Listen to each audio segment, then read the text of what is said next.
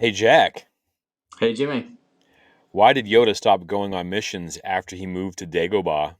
I don't know, why did Yoda stop going on missions after he moved to Dagobah? He was swamped. Oh God. Rate that with the rest of them, guys. Welcome to episode 3, where we're talking to a special guest. Stay tuned to find out who it is.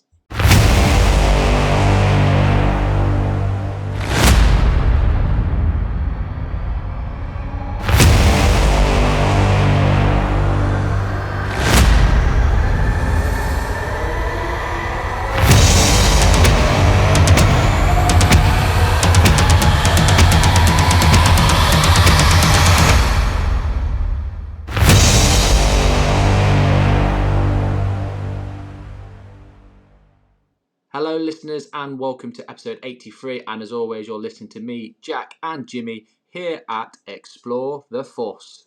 Jimmy, how's your week been, bud? Good. It's been cold. It's been good. We had our first couple swim meets. The boys went 2-0. They did really well. And then we're getting down to our last 2 weeks of school, so the craziness is about to begin. So last Nice. week was fine. When you're listening to this out on, I think we're going to try to get out on Monday or Tuesday. The crazy will have kicked up 100 points because the kids start getting weird, teachers start getting weird. But yeah, Nice. uh, pretty good. How about yourself? Yeah, really good. We're on Christmas wind down. Got one more week to go. Had a really good weekend as always. Touch on that in the Force Encounter. But yeah, nice steady. Lots of Star Wars goodness. All right, yeah. So as always, we've had a massive influx of people coming into the show, on our Instagram and our TikToks and YouTube, and we just want to say thank you, thank you, thank you, thank you for joining us, becoming part of the Explore the Force, becoming an explorer. Just remember, we want you to be engaged. If you're on the Facebook group, if you're on the YouTube or the Instagram, like ask us questions, give us your thoughts. We want to read this stuff. We want to help drive the show. We would Yeah. love it if we could come on here every week and not have to think about anything, just read and talk about the stuff that you guys want. So let us have it. Yeah, 100%. And like Jimmy said as well, thank you so much to everyone that is engaging with the Advent kind of stuff that we've been pushing out. There's a lot more of that, obviously, to come. Also, we've got a super special announcement this week for December the 22nd. So make sure you're watching the socials for that. Do not miss that. It's literally going to have to be a first come, first serve basis. And it's free, of course, to all the people that have been listening and supporting us throughout the year. And as always, like Jimmy said, thank you so much to everybody that is listening and supporting us. Remember to like this episode, share it with your Star Wars friends and family, follow us on all our social media handles. It's all Explore the Force. We're on Facebook, we're on Instagram, TikTok, X, Threads, Blue Sky, and YouTube. And if you're watching on YouTube, please like, share, and subscribe. And if you've got a chance now, get over to TikTok, get that account up to 400 for us, because that's the goal before the end of the year. Now then, Jimmy, let's head over to this week's Force Encounters.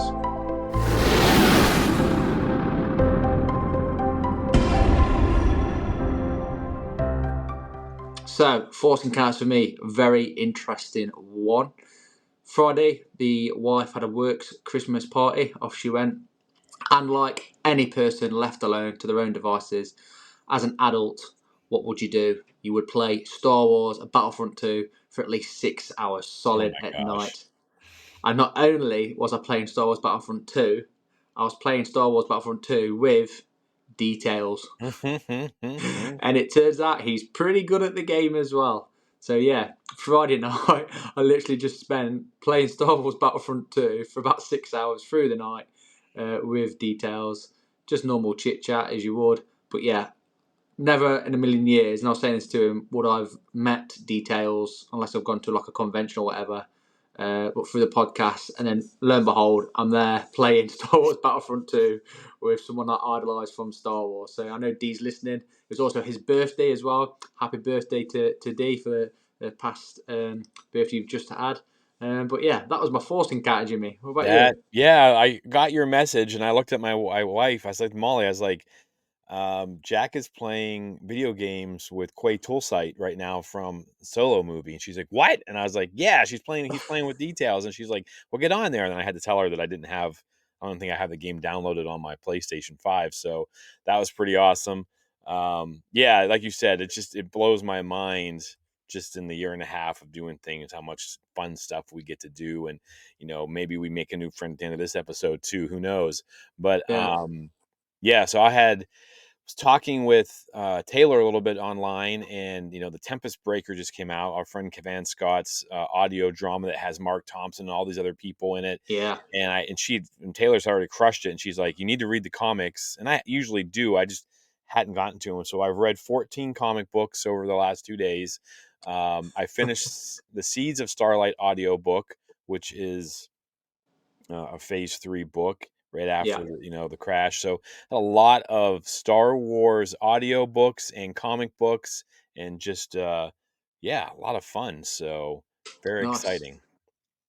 nice. But yeah, so I think that's all we've got for Force Encounters. Let's head over to Bat 2 and see what's coming out of there.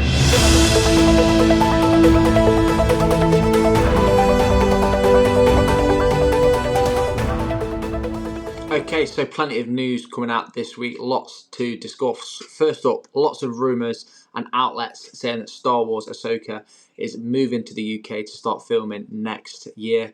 I've heard, I'm not going to say I know because I don't obviously know 100%, but from what I've been reading and being told, Star Wars pretty much in its entirety is moving to the UK, and everything Star Wars now is going to be filmed in the UK. So yeah, super exciting times. Obviously, it's down Pinewood Studios predominantly.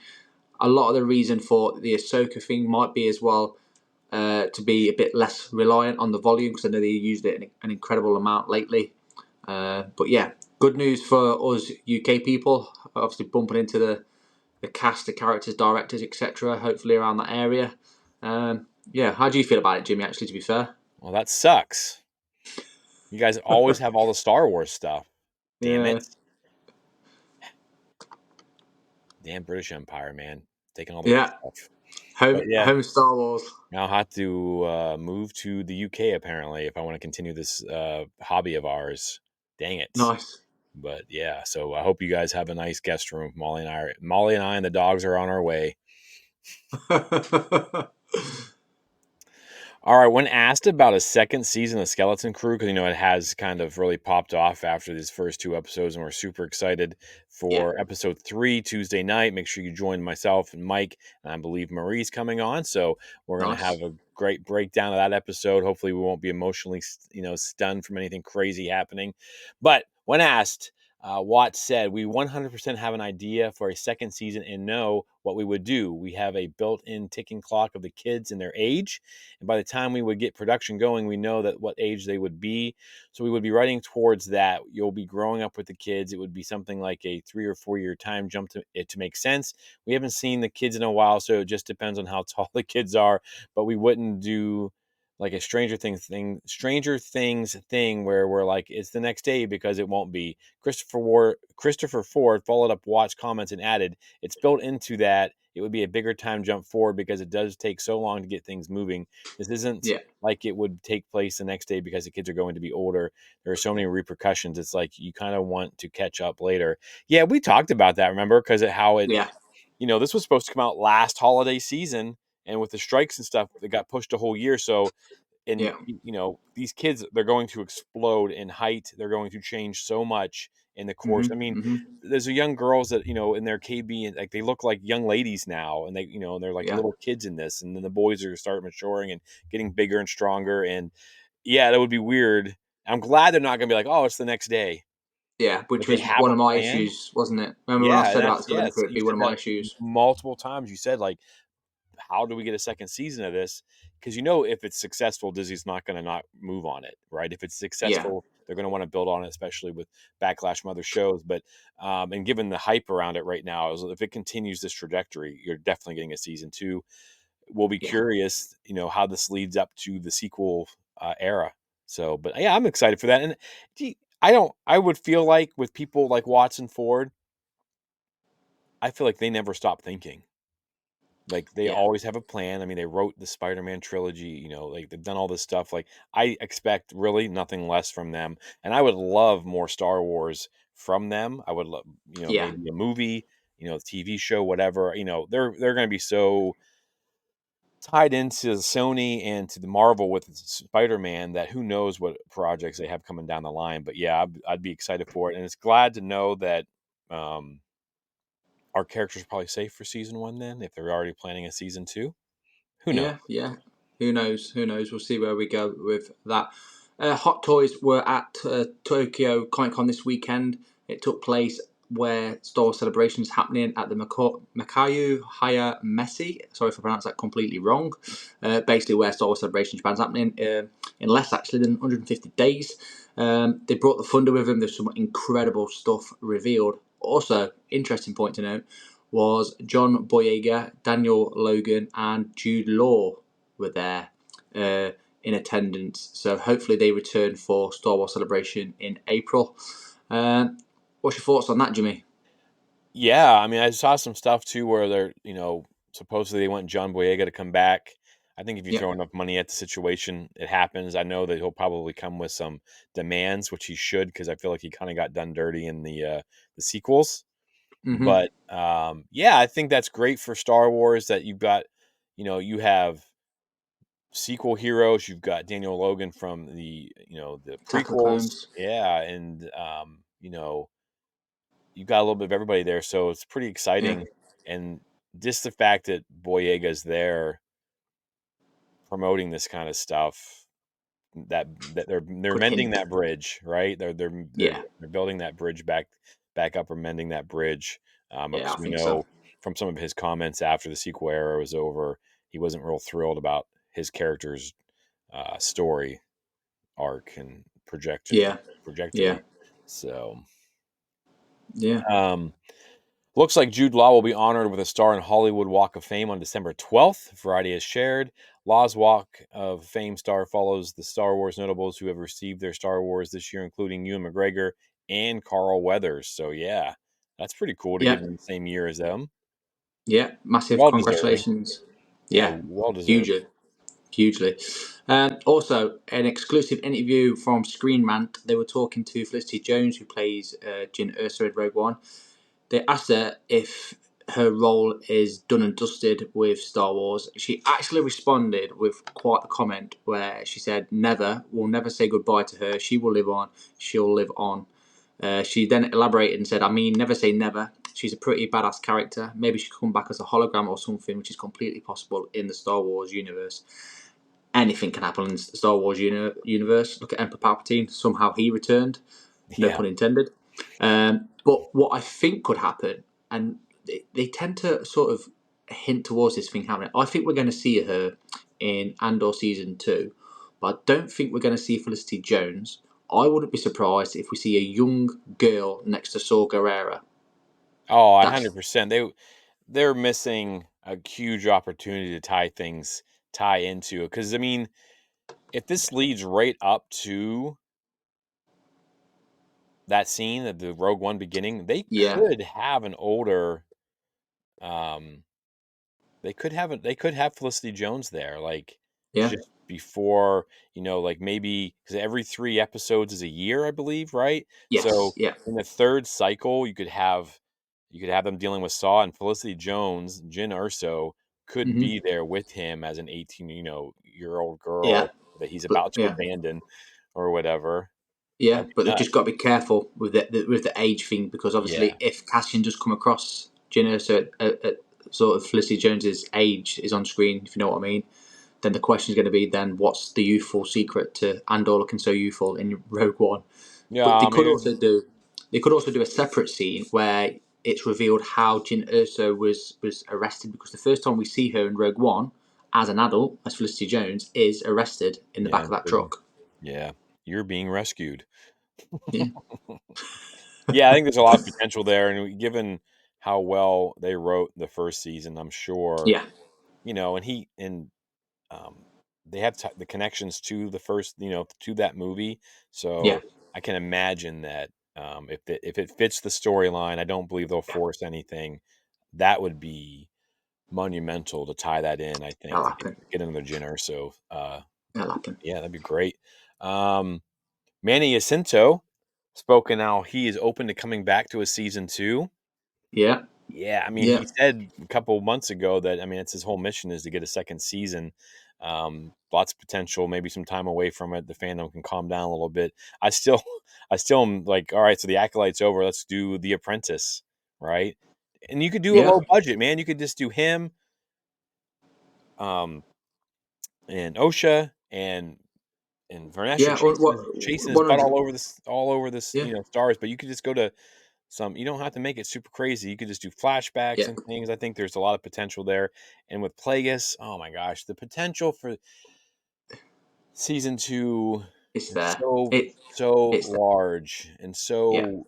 I mean, we're not even as creative as the people in Hollywood, and we come up with ideas that get us excited. You can imagine if they spent some time and got the yeah. green light, what they could probably come up with.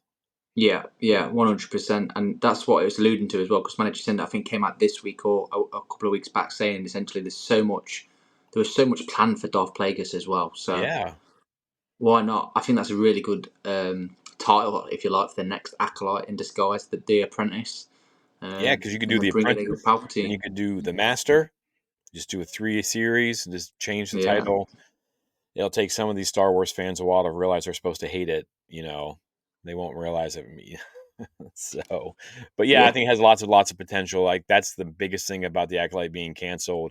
I get that it didn't make a lot of money and there's a lot of backlash, but man, I think the yeah, stories for a season 2 would be phenomenal. If you yeah, dove into the Plagueis stuff, you dove into the Sith training. Can you imagine seeing Sith yeah, training yeah, happening? yeah. Just, I don't know. Unreal. Yeah, unreal. It would be great. But Yeah, I think that's awesome. all we got for the news. Okay, so joining us today is another extremely talented person. They are a New York Times bestseller with books such as The Path of Deceit, Quest for Planet X, Defy the Storm, and more recently, the smash hit Temptation of the Force. Ladies and gentlemen, it's the amazing Tessa Gratton. You. Hello, I like Tessa. that smash hit. I Yeah, like it. first We off, did too. yes, we loved it.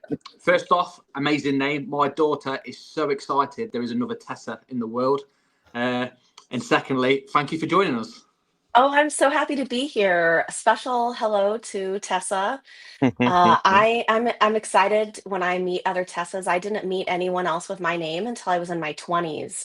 And Nice. so I had a really hard time with it actually because I was like, wait, no, that's my name.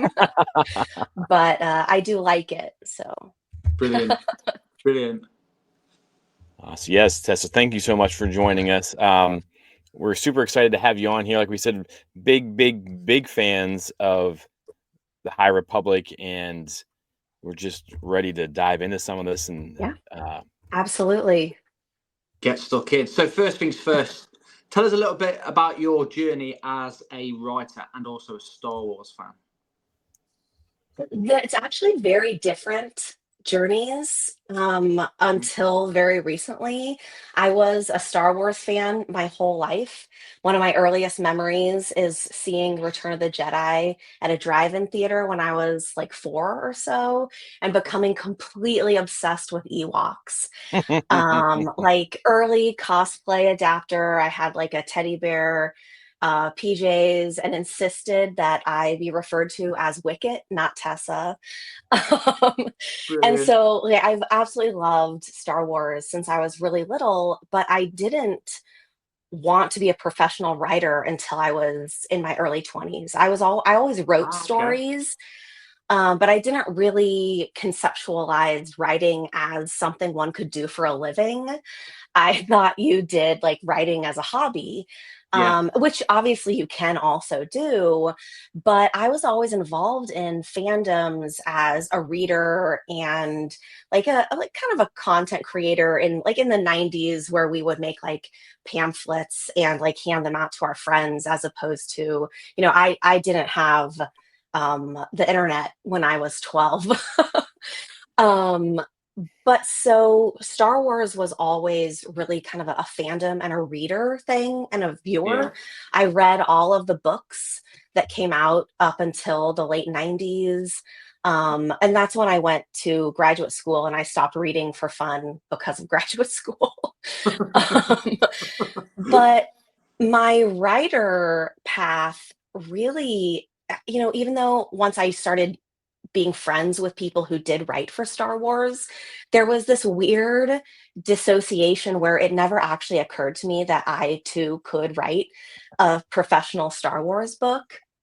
And it just wasn't something that, I dreamed about. Maybe because I already felt like I had such a good relationship with Star Wars and with the fandom and with the movies. I got what I wanted from Yeah. Star Wars.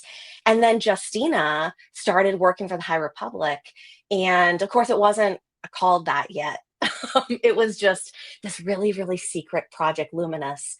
And she told me about it before she was supposed to tell me about it Uh-oh. Oh because dear. she knew, yeah, she knew that I was a huge Star Wars fan, and she just had to tell someone that she was going to Skywalker Ranch who she Oh, thought would appreciate that she was going to Skywalker Ranch because no one in her immediate life knew what that meant. And I was Yeah. like, oh my God, I think I'm hyperventilating, Justina. You have to send me pictures. And she was like, I can't send you pictures. Oh no. You're not even supposed to know.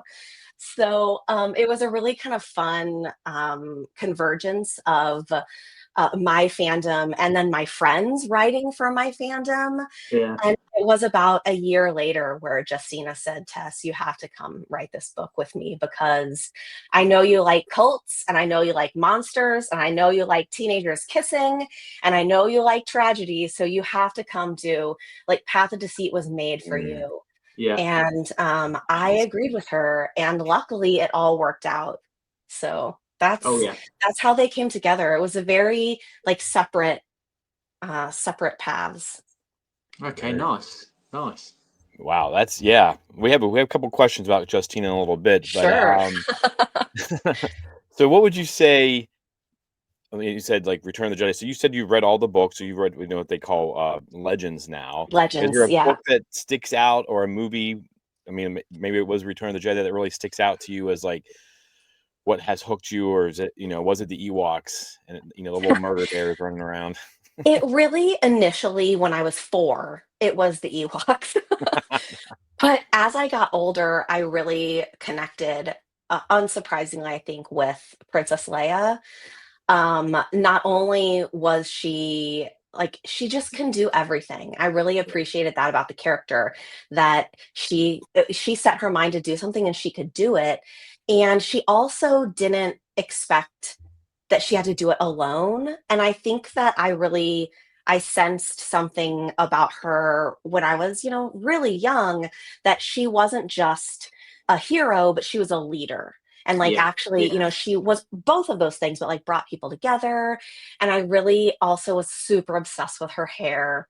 Um, and so I made this promise to myself when I was like 8 or 9 years old that I was going to grow my hair as long as Princess Leia's is in Return of the Jedi, where it's all the way down past the small of her back, and she braids it in that crown. And I was going to learn how to do that. And Nice. it was like the first goal I made for myself as a child that I actually succeeded in. And it wasn't until I was 14 or 15 where I realized that I was sitting on my hair and it was like getting caught in the little nails on my desk at Oh, school. And I was like, oh my God, this is way too long.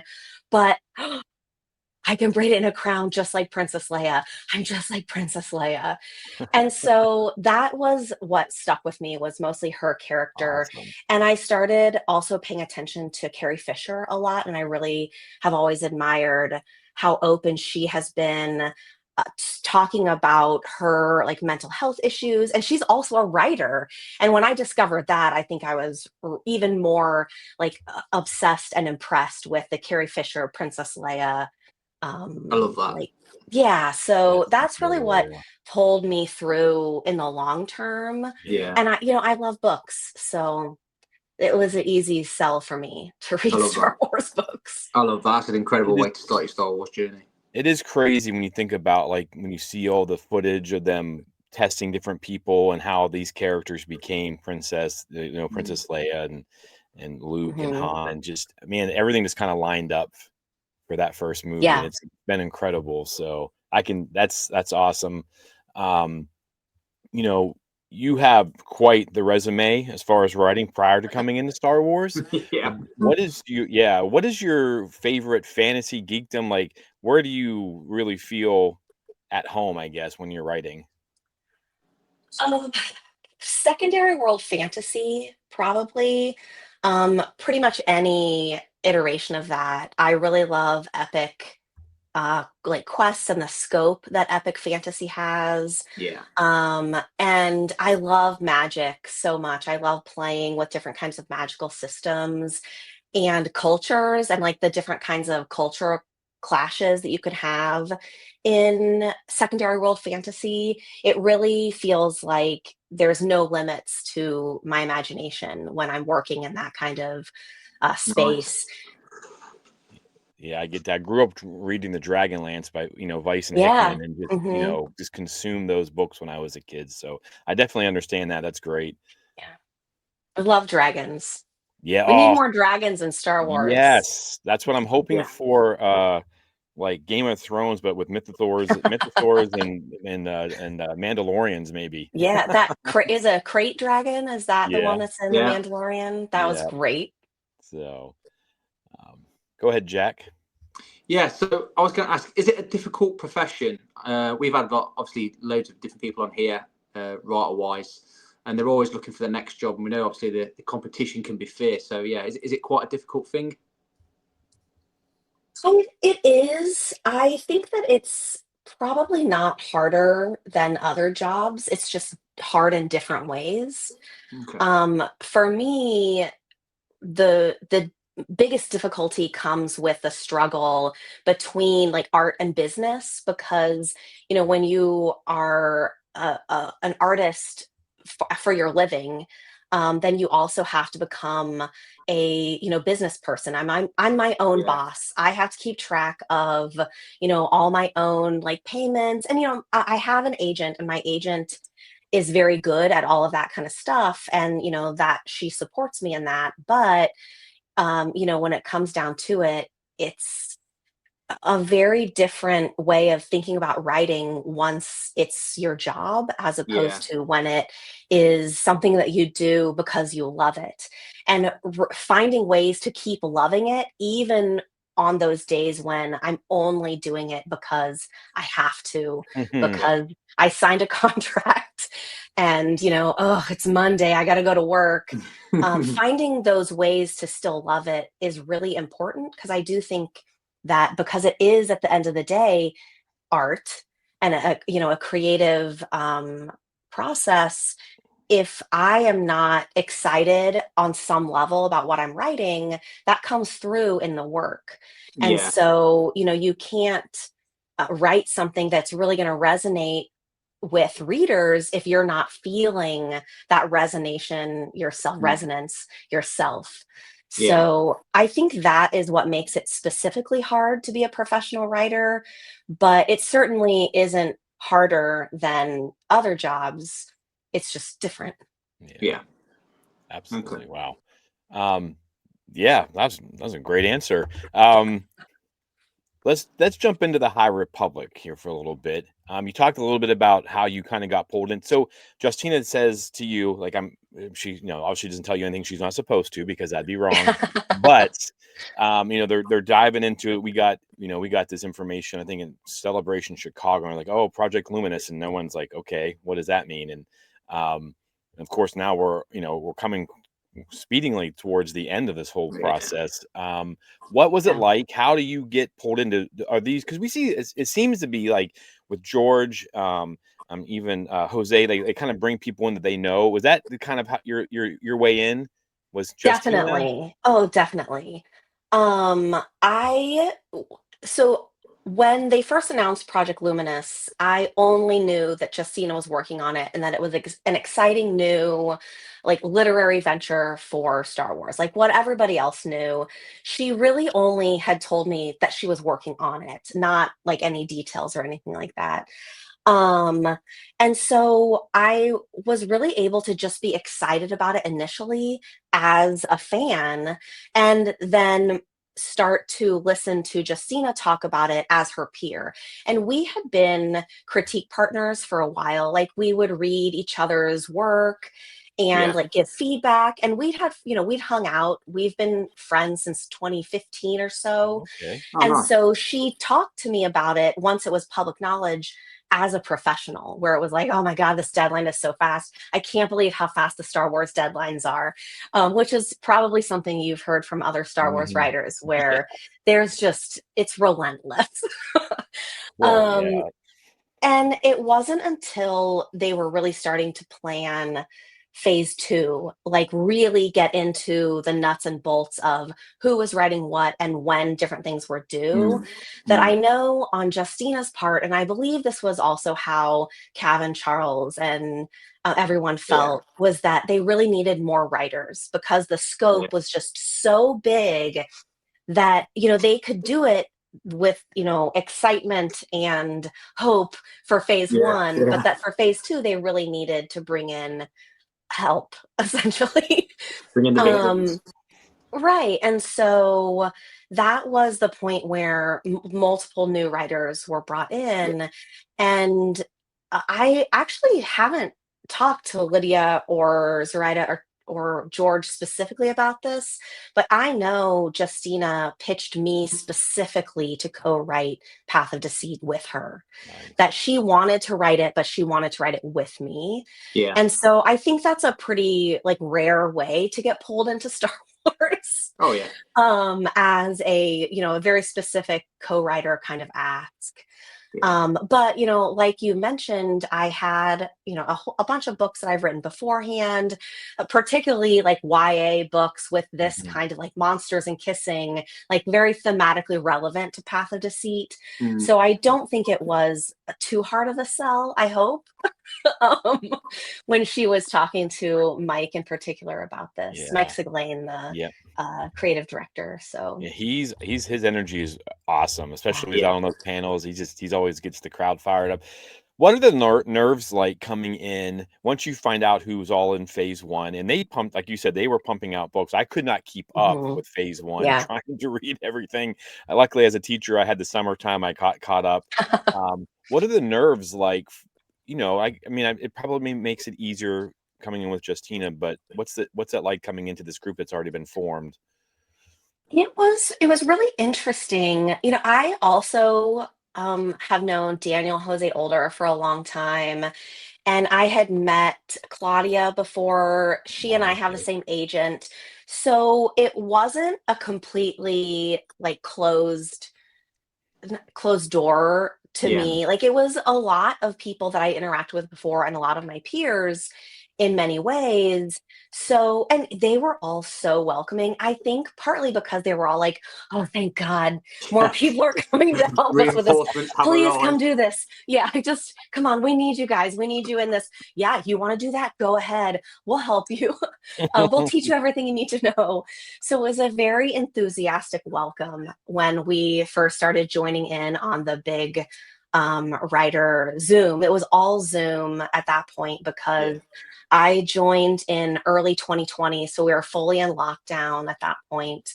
Yeah. And so it was kind of nice to just be able to, every 2 weeks have this, oh, I'm going to talk to other people in other parts of the world, not even just in America. There's some of Oh, them in England. So that was nice. Um, the real pressure for me honestly didn't come until I was actually sitting down and writing my first chapter with Kevmo, Mm, because throughout all of it, I had managed to like convince myself that this is just a job. I agreed to write this book. It's just a normal book. It's a job, whatever. I can do it. I'm co-writing it with Justina. We've written things together before. I know Daniel, this is going to be fine. And then I'm writing my first lines with Kev Mosink, this little Padawan, and I was like, "Oh my God, I'm creating a Jedi. This is canon. I'm making a canon Jedi." And what I write in this line is like real. And this is a real Jedi. And I started to have this like melting sensation. And luckily for me, I was doing this at Justina's house. I had flown out there for a weekend, mostly to hang out, but also to talk through some of the Path of Deceit stuff. Yeah. And I was like, Justina, I'm freaking out. And she said, "I'm sorry, I'm on a Zoom with a different project right now. You need Oh to get no. yourself together and go work." Some tough love from Justina. Yep. And I was like, "You're right. You're right. I can do this." And so I Brilliant. just went and, like had a lot of fun with Kevmo, pretending that he was going to live happily ever Oh, after and that nothing bad was ever going to happen to him because he's the perfect ray of sunshine. So, is that yeah. difficult to create a character that we all enjoyed, but what's going to, I mean, where it's ending. How The does that? short answer is yes. I Mm. do think that for a lot of my High Republic coworkers, they really, really like it. Yes. I personally do not like it. Sometimes that's the way that it has to go. That the basic outline of Path of Deceit was set in stone, because it was Marta's origin story, Mhm. essentially. So it's not like we could be like, wait, I have a really good argument for why we should give Marta and Kevmo a happy ending. You just can't, because phase one has already been written, so you already know like the deep Yeah. end point of the Roe legacy. Mhm. So I really didn't have any room to maneuver when it came to saving my ray of sunshine. Oh, If I man. had, I would have worked really hard to do so. Um, but I do think that's one of the things that I have appreciated about the High Republic in general. Like Mm. even before I was writing it, when I was just reading it, for the first half or so of phase two, is I do think that the deaths are earned in a really like long-term emotional way. Even when some of the deaths come out of nowhere, they have a ripple effect, and the Yeah. characters still remember them in the Yeah. next book or two books later or in a whole phase later. And so it's not like these deaths are just like drops in a bucket. It Mm. is actual like consequences that then like further the greater weave of the storytelling. And Yeah. I think that we've managed so far to stick to that. Oh, yeah, I would 100% agree, especially in phase 3, the people that are getting taken out. I mean, Wait, people die in phase three? just 1 or 2. Um, I after reading oh my gosh, I was talking with Lydia, after one of her characters, she didn't write the story, but I messaged her, I'm like, "How did you feel about this?" She goes, "I wasn't very happy, but," and I was just, like, devastated by these characters, some of them, especially in phase 2.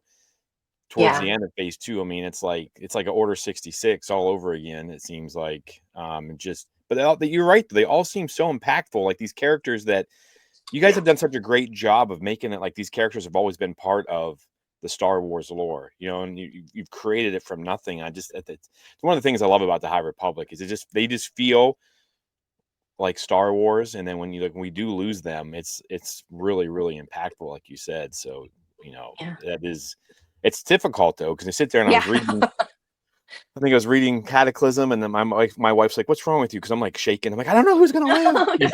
So, I but, remember you messaging me, Jimmy. yes, I was Everyone's messaging you, dying. "Everyone's dying." Brilliant. Tess, you spoke about obviously a challenge there with Path of Deceit. I was going to ask you what do you think your biggest challenge was, but I'd probably say, judging what you said, it probably was Path of Deceit because that is if you like, the start point as well of all the High Republic stuff. And again, just to put your nerves at rest, you absolutely smashed it out of the park. But what has been your Thanks. favourite thing to write or contribute for the High Republic? Like, what's the one piece you thought, you know what, I'm really, really loving this? Oh my gosh. That that's a hard question because I've tried to find something like that in all of the stories that I've contributed. Yeah, Um, Partly just in case the one I'm writing now is the last one I ever get to write. I want to make sure that each one is like impactful in the way that I want to make an impression on Star Wars and also on literature as a whole. yeah, Um, I think that in two ways, two different things really have stuck with me, and one of them is the character of Sky Graph in the middle Mm, grade that I wrote. yeah. I've never written a middle grade before, and honestly, I don't care if I ever write one again. Um, I think they have a lot. There's so much you can do with them. And yeah, it's some of my favorite storytelling. Some of my favorite of the High Republic novels have been the middle grades. I think that they really tend to hold on to what I loved about the original Star Wars movies. yeah, Because there's not a lot of like subplots or things to distract. It's just this is the story, the adventure we're telling about these kids trying to do the right thing, yeah, essentially. And yeah, that is the most pure, I think, in the High Republic middle grades. But it's not the category that excites me the most as a writer. yeah, I like sex and murder too much. um, but I really appreciated being able to create this little non-binary character, and I was very nervous because I don't really know much about the greater Star Wars like culture than what everybody knows about what's on the internet and the kind of blowback that comes with the movies, particularly with the actors of color and all that kind of thing, and Disney's continual like stepping back all of their queer content in the media, the visual media. And I was really nervous, but 100% of the people at Disney Publishing, at Lucasfilm, everyone was like completely behind that. And it was just such a relief to me. mm, And so I will always, I'm glad that I could contribute this, a non binary kid in a book for 12-year-olds, and that everyone in publishing was behind that. And that yeah, will always be special to me as a creator and as someone who's been a Star Wars fan since I was 4 years Mhm. old.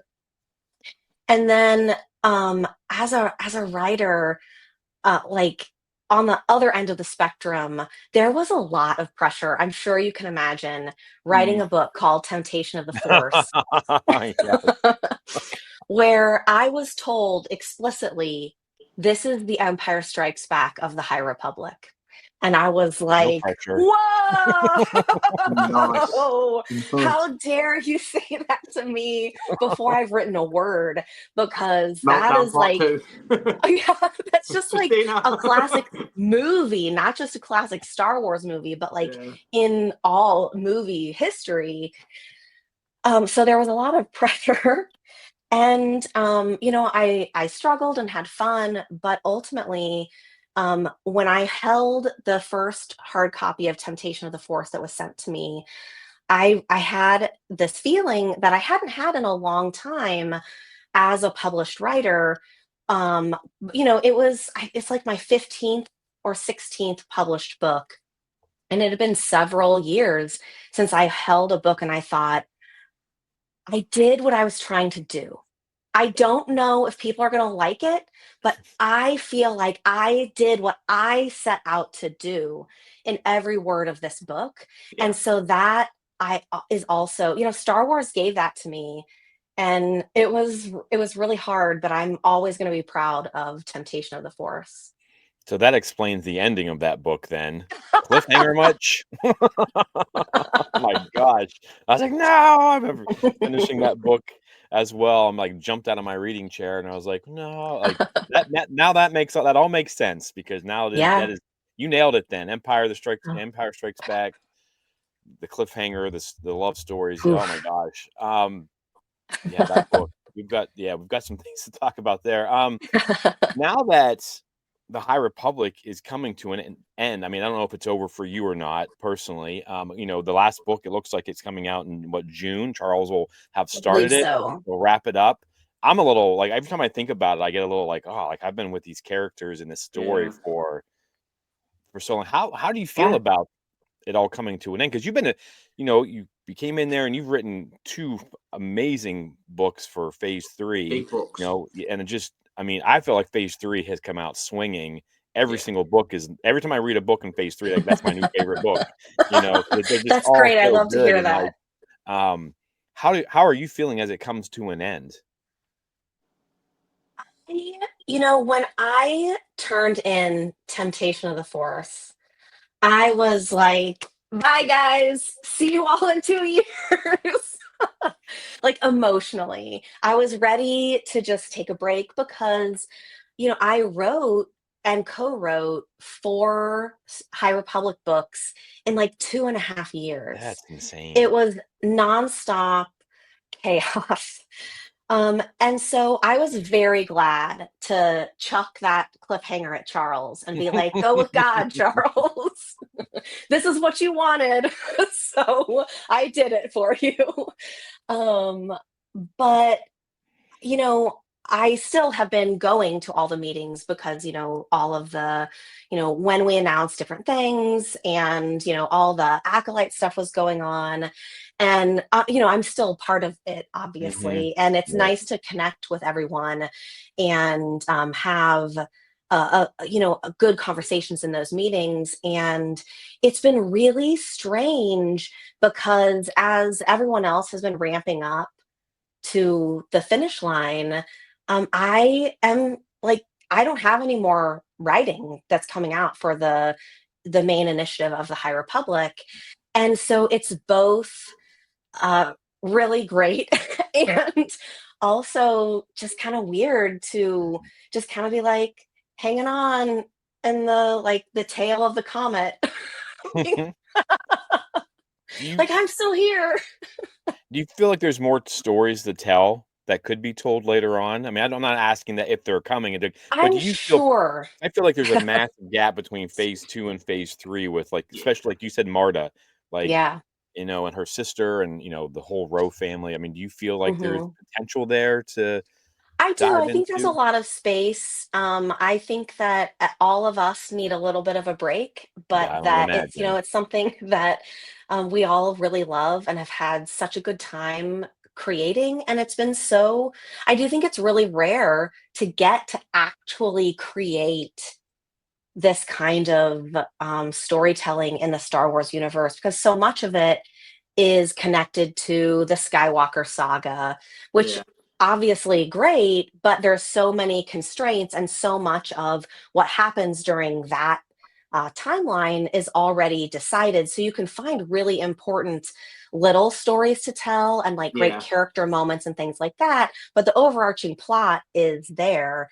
Whereas we have, created a brand new saga, and Yeah. it's history and can point to so many interesting things. So I really think that there's pretty much infinite space to tell stories both of characters who already exist, like the Rose. I mean, I'd Yeah. love to do an ever any family saga, like generational saga spanning 500 years or something. That'd be great.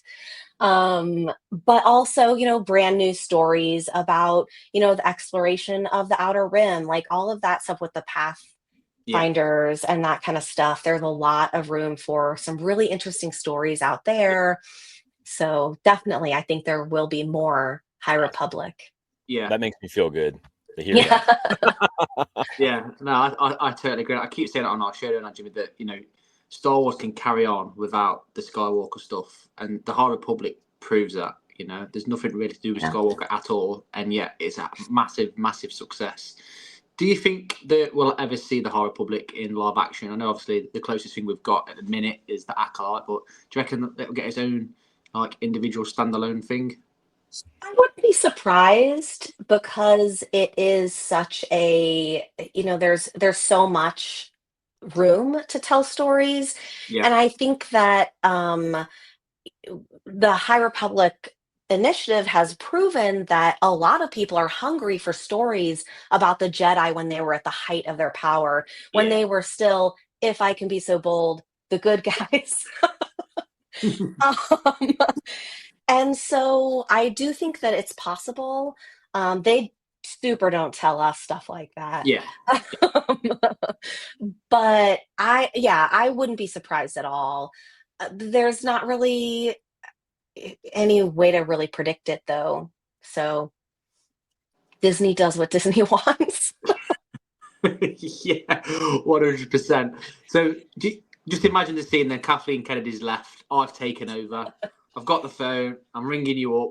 I'm saying, Tessa, right, would you be interested in writing a Star Wars movie for us or a series? What ideas have you got for me? What's your pitch to me? I would say, do you know who really loves to write screenplays? Justina Ireland. Right, I'll get her on as She's well. even worked in TV already. Don't make me write a screenplay. Brilliant, brilliant. That's probably the best answer I've had for one of my questions. I love that. Absolutely love that. Awesome, awesome. Oh my goodness. All right, I've got one final question about the High Republic. This is coming to be the temptation of the Force. We got to talk a minute about Elzar and Avar. Yeah. Um, we have all this stuff. I'm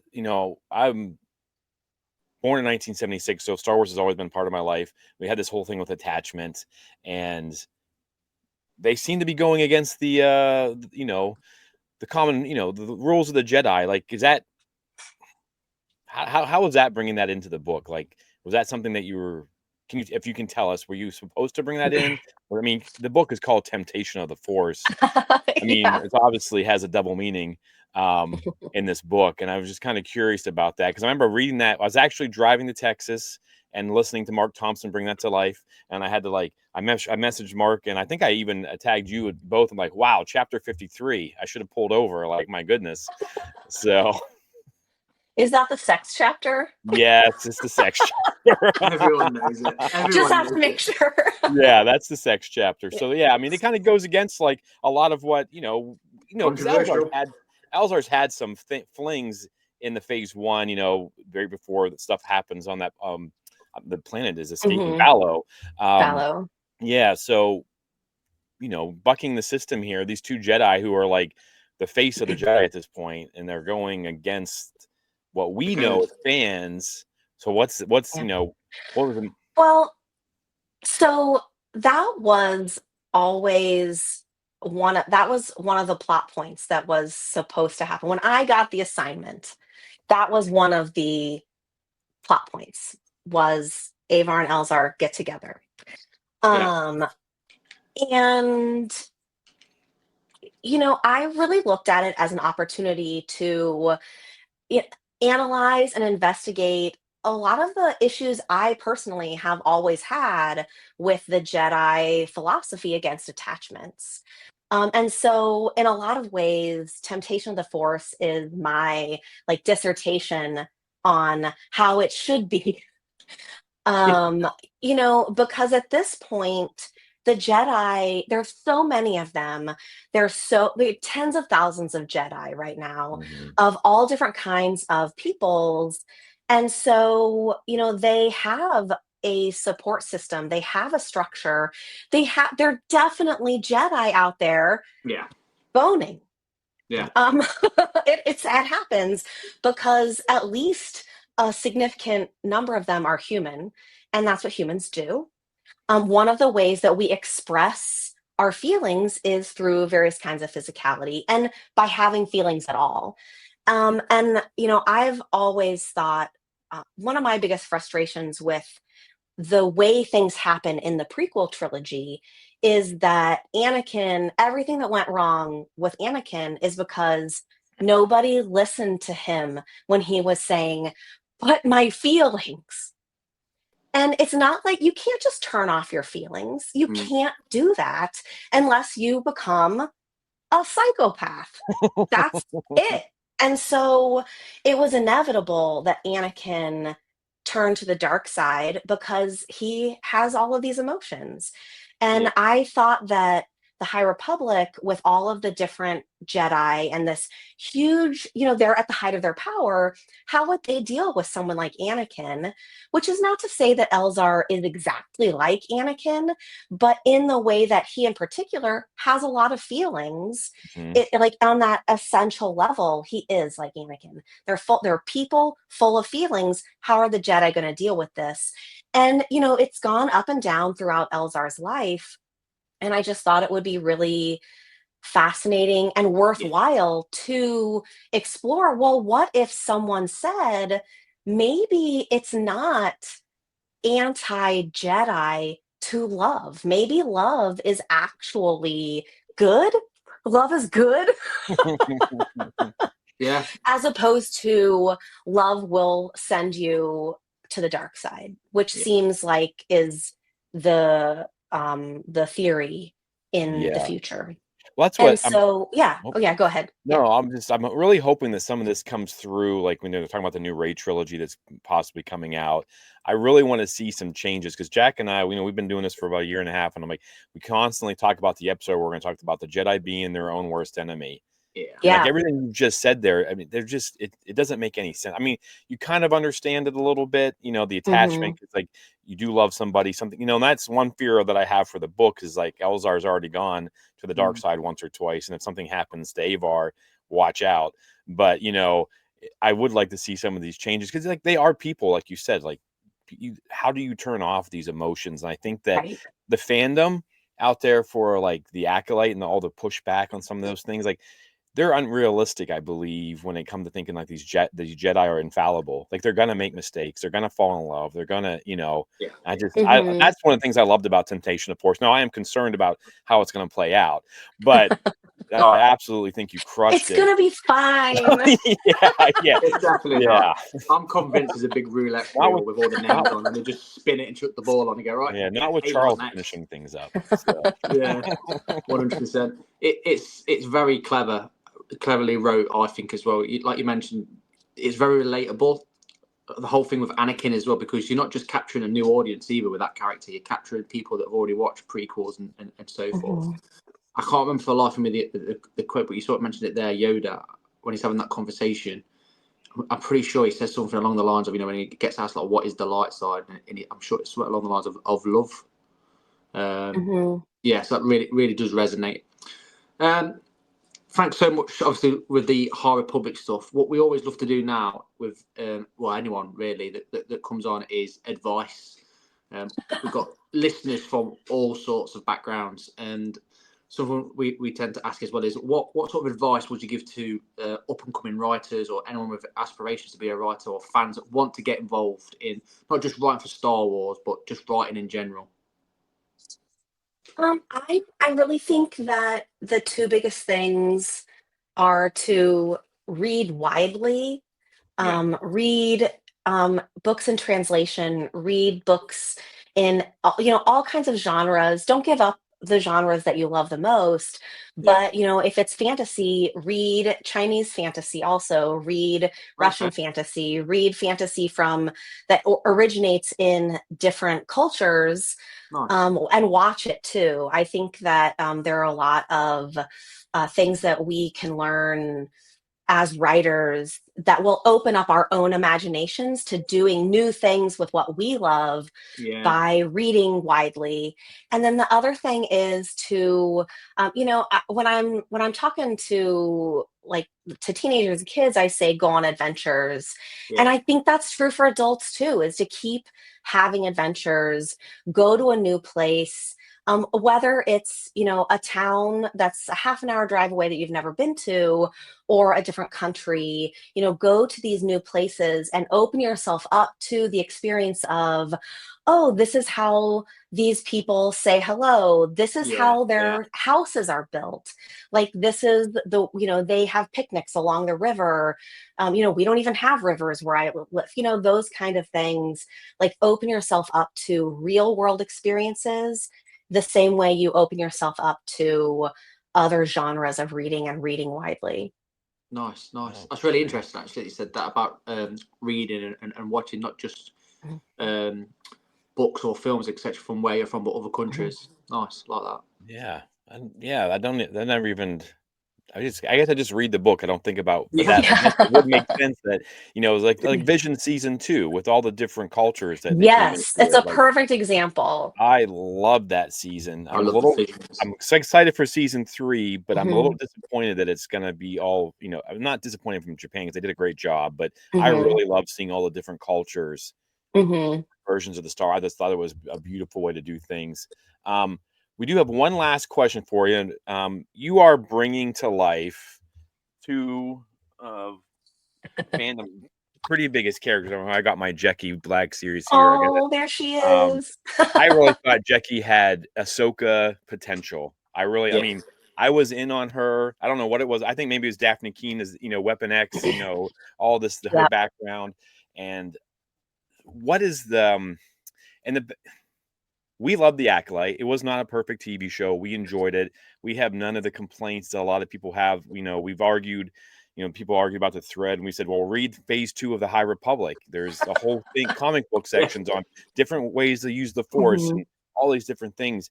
How's the pressure to bring Jackie and Yord, like, to bring them out? Because they were fan favorite for the most part. People did really enjoy them. I mean, episode 5 of that Acolyte series was, I mean, I'm still Oh, yeah. recovering. So, what is that like? Can you tell us anything? Is it just like, Well, it was really different at 2 different points when I was writing the book, because I wrote the first 25,000 words before episode 5 aired. oh no, Did they tell me what was going to happen Was to that? my characters? No. Absolutely not. And oh so no, I wrote the beginning of the book, and then I watched episode 5, and I, like, entered a 2-week-long fugue state where I was like, "Well, surely they can't mean for me to keep writing this book. Like, everybody's dead. What's the point?" And I didn't actually email anybody, because I know, I'm far enough into my career to know that when you have big emotions, you back away from the computer. So I didn't actually email anyone to be like, "What the Yeah. hell?" Um, and so I had to, like, step myself back into it slowly. I didn't watch the rest of the series for like 6 or 7 weeks, because I was just like, "Well, who cares? My babies aren't in it anymore, so who cares?" And so it really changed a lot about how I was thinking about it, because, when you're writing a story about characters who you think are going to have adventures for 50 more years, Yeah. versus how you write a character, um, for example, Kevmo, who, Mhm. you only have 60,000 words and then dead. Lights out, yeah. So you have to you just write them differently. Yeah. And I'm not sure it should be that way. Like, maybe we should write all of our characters all the time. Like, maybe they're going to die at the end of the book, but that's not how it actually works. And so I really struggled, honestly, with how to continue letting myself be emotionally connected to Jackie and Yord and Master Soul, even, Mm. because after episode 5, I assumed he too was going to die. I was just like, everybody's Everybody. going to be dead. I know how this is going to go. Dead. um, of course, I was eventually correct. Um, And so I really did have to find my own way back to, okay, what matters about their relationship at this point in their lives, that it doesn't matter if they live for 1 year or 2 year or 5 years or 50 years, this story still is important and Yeah, fun and yeah. meaningful to them and in a Star Wars adventure kind of way. Okay. And so I hope that I managed to pull that. The book is done now, finally. So I Nice. hope that I managed it. I hope fans of the two of them enjoy it. I definitely put in a lot of death jokes. Oh no. I just had to for my own Your own soul. healing. Yeah. There's a I just had barbecue to joke put in in. there somewhere. That's, no spoilers. Yeah. Oh my um, goodness. but yeah, it was really weird writing for a media property in a way Yeah. I'd never experienced before. A lot of Star Wars writers are used to it. You know, they've Yeah. written Yeah. Lando and they've written, Han Solo and like all these characters, Ray, Justina wrote Ray. Like, so most of my Star Wars peers do this all the time where they Yeah. write books about characters in the movies and we know what happens to them. But this is the first time that I had to deal with that, and it happened mid book. No, So I can't even imagine.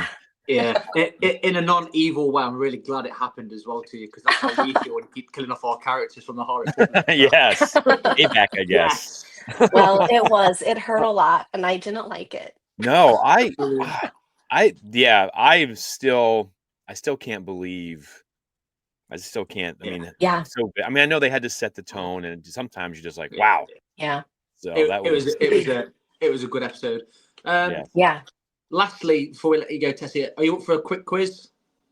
Sure, I will not be good at it, but sure. Brilliant. It's super relevant to some of the stuff you've already mentioned. It's Okay, okay. I sort of said it's a 50-50 quiz, but there is sort of questions in there with more than three answers, but you'll get what I mean. So, for example, if someone would say to me, tomato ketchup or brown sauce, I'd choose my favourite one. You get where I'm going Sure. with Yeah, this. yeah. All right, so to start us off, nice and easy. Okay. Phase one, phase two, or phase three? Phase two. All Okay, right. okay. Prequels, original, or sequels? Original. All right. Nice. Would you rather be trapped in a pit with a nameless or a rancor? Ooh. Oh, am, am I force sensitive? That matters. Whatever you want to be. I'm gonna go with nameless. I just think they're so cute. Oh, God. Okay. In a terrifying sort of way. Yeah. I want to see Yeah, one of those yeah. live action. I want to see that live action because they just, oh my gosh. Yeah. Oh, Would I you want to rather see one as a fly? stuffed animal. Oh yeah. Bushy. Yeah. Would you rather fly the Falcon or the Ghost? The Falcon, Okay, easy one. This one. Tough one, isn't it? Lightsaber, Yeah. lightsaber or blaster. lightsaber. All right. Would you want to play Sabak with Lando or Han Solo? Oh my gosh, I would be so distracted by their faces that it wouldn't even matter. I'll take that. I'll take that. Another interesting one then. Would you rather fight Darth Maul or Martian Rowe? Uh, does Darth Maul have his spider legs yet? Yeah. Yeah. Yes. Uh, Mark Rowe. Brilliant. High Republic or Old Republic? High Republic. All Right, right. this is the hardest question yet. I was Okay. 50-50 whether to ask you this one. Cavan Scott, George Mann, or Lydia Kang? I was going to put Justina in there, but I know she'd win it hands down. Or what? I was going to say, who do you want to live? No, let's go with work with. Go with work with. Yeah, another Or co-author. write with. Oh, Yeah. I, have worked pretty closely with George and Cav in phase 2 and then also in phase 3, but I've never worked with Lydia directly. So I'd love to work with Lydia. Also, she only lives like 3 I was gonna hours from me. say So she's just yeah, up the road from you. Yeah. yeah. Very Perfect, cool. perfect. Awesome. That wraps everything up for tonight, Tessa. Thank you so much for coming on. Just before we let you go, we are going to let you go, don't worry. um, where can the people find you if you want them to find you on your social media? And if you've got anything at all coming out, even if it's not even Star Wars related, whether it's books, any charity events, anything like that, the floor is yours now, Tessa. Promote away. Great. My website is just tessagratton.com and it's got all of my social media handles there. I am primarily on Instagram and Blue Sky these days. Mhm. Um, and I do have a newsletter. That's the best way to keep up with my like new releases and what I'm up to. And also like I write essays about things that I love and what I'm feeling emo about lately, that kind of thing. And the sign up for that is on my website. I have the first book in a epic fantasy trilogy comes out in June.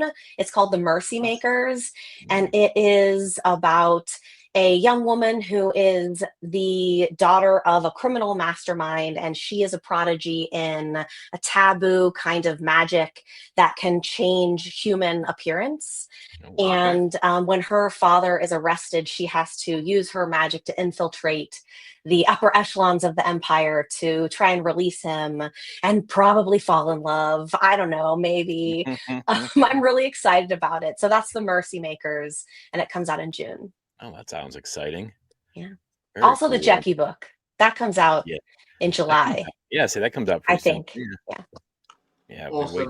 Awesome, awesome. Thank you again for coming on the show. As we wrap things up, we like to do Yeah, a I'm little happy to. Star Wars quote. If you've got a Star Wars quote, Tessa, just quickly think of one. I'll give you mine. We'll come straight to Just you. quickly think of one. Whatever you can think of. I've actually got one for one of your books. Actually, I'm Okay, not going to ask you okay. what book it is, and then we'll shoot to Jimmy. So, just from myself, peace without justice is the peace of tyrants. Oh, that's a good one. Have you got Is one it my for us? turn? Go for it. My favorite thing that Avar says in Temptation of the Force is, "We are black holes for love." Nice. Awesome, Tessa. Thank you again so much for coming on. It was an absolute blast. Oh, thanks for having me. Cannot, I'm glad it worked out. yes, we are too. We cannot wait to see Jackie and Yord in the future, and Yeah. all the the foreshadowing towards the end of their their careers. But Yeah. so again, just thank you so much. Thank you for everything you've done in the High Republic. I can't Yes. express like how much we've You know, really all the loved hard this work. journey, and it's just Thank you been so much. absolutely amazing. So thank you for that, for all your hard work. Of Your love course. for it really comes through, and we can see it. I'm really glad. So, It's one of the most amazing things I've done in my life is work with the High Republic. well, we're sure glad you got pulled in. So Oh for yeah. all of us, we have spoken. We'll see you guys next week. And thank you to Justina Ireland. That's right.